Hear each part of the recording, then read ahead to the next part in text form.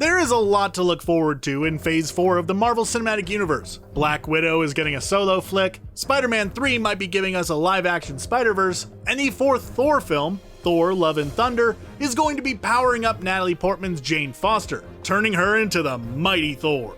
But you know, that's not the only thing that movie is giving us. It's also going to introduce moviegoers to a new villain, one played by Christian Bale, who may just mean nasty things are in store for the God of Thunder. Because Thor 4 is going to introduce to the MCU, Gorr, the God Butcher. But who is Gorr, and what could we possibly expect from him in the upcoming movie? Well, that's what I'm here to talk about. In this video, I'm going to take a look at Gorr's comic origins and how that might translate over to the big screen. Let's go ahead and dive right into it.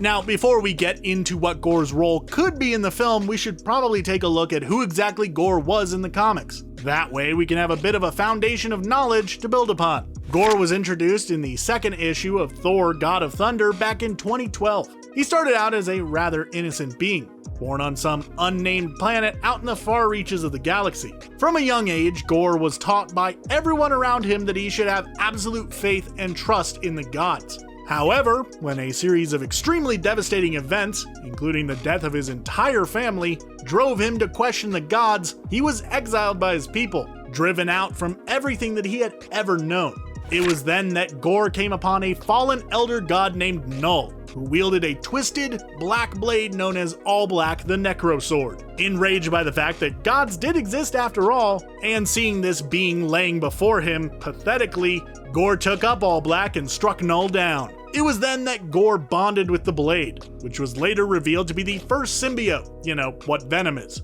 More on the implications of that later. And he became the God Butcher, taking an oath to hunt down and destroy all gods and godlike beings.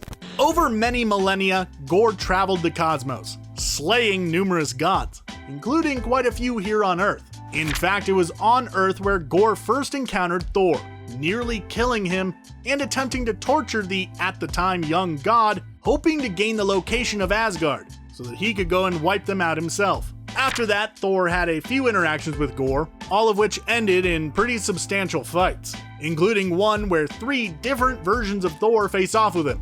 And this particular fight almost ended with Gorr killing the older King Thor, but ultimately Gorr was the one who lost his life here. But of course you know how comics go, as he came back later, allowing him to continue pursuing and eliminating gods all across the stars. So yeah, he isn't exactly the most friendly fellow. Kinda doubt Thor will be able to bust out some of his Norse charm to talk the dude down. So now let's try to figure out how things could potentially play out in the fourth Thor film, based upon not only what we know about the movie, but this information about Gorr in the comics. Now obviously Marvel doesn't always stick super closely to the comics for films within the MCU, so you know, things might wind up being nothing like what we got in the comics. But in the absence of any conflicting info, what we have is sufficient for some relatively wild speculation. See, Endgame left Thor in kind of an interesting situation. No longer the king of Asgard, he had chosen to travel with the Guardians of the Galaxy, hoping to find out who it is that he wanted to be out among the stars. And that is where the film starts, with Thor on the ship, traveling around. Meanwhile, back on Earth, Jane is probably doing some sciencey stuff, when all of a sudden, Gorr attacks her, as he's trying to find information on Thor's whereabouts. Obviously, Jane doesn't know, since the pair split sometime before the last Thor film. But Gorr takes her with him anyways, figuring that she could be good bait to lure the god out into the open. Thor, hearing about the fact that Jane was taken, springs into action, hunting down Gorr.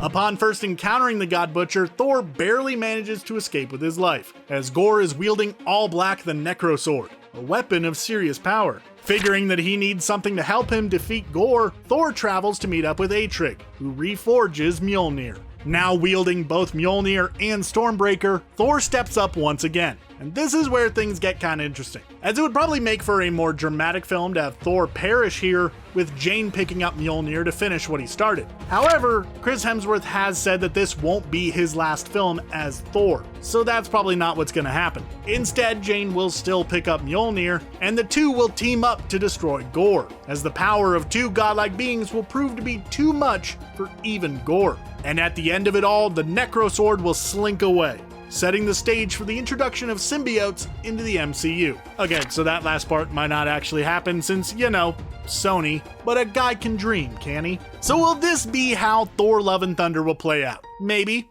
maybe not. Either way, Thor is sure to have his hands full once Gorr the God Butcher hits the scene. You know, something that I just thought about was the possibility that Hemsworth could just be lying to all of us and he actually will die at the hands of Gorr, prompting Jane to become Thor and enact some good old-fashioned vengeance. It's certainly a possibility, and while I hope that it's not the case, people at Marvel have lied to us before, so, you know, just a thought.